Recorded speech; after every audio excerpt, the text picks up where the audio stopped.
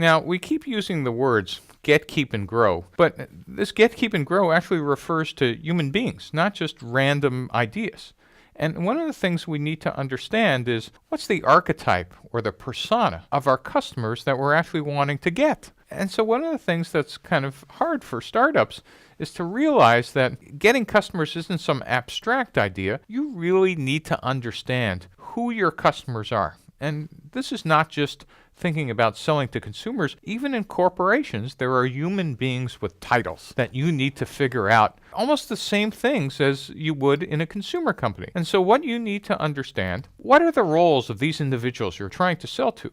Who are they? If it's in a company, what's their position? What's their title? What's their organization? And by the way, not just on the org chart, how do they get influenced or who do they influence? And if they're actually buyers, how do they buy? I mean, how do they hear about products? How do they know about you? And as we'll see later, one of the interesting things is there are some customers that are users, like in Google, there are people who use search, but there are people who are payers, who are actually a whole different customer segment. So you need to understand, are these people, this archetype I'm trying to define, are they the users, are they the payers, are they regulators, or are they somewhere else in the buying process? And what you really are trying to understand, if you remember from the value proposition and customer segment lectures, is you're trying to understand what pain is being solved for them and what gain is your product creating for them. And at the core is you're trying to derive an archetype of who they are. And so what we tend to do is suggest there are startups that you literally start with a series of hypotheses, and you get out of the building, and in your customer discovery process,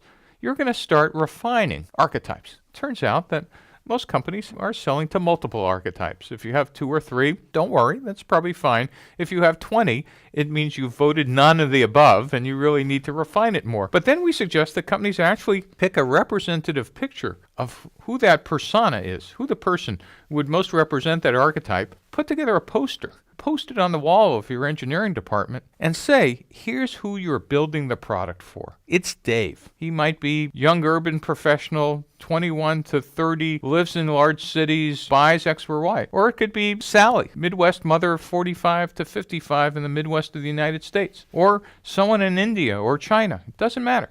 What you need to do is have an opinion based on some fact that gets refined, that helps you understand these are the people we're trying to acquire. And don't angst about your first hypothesis, but understand the whole goal of customer discovery is to continually to refine.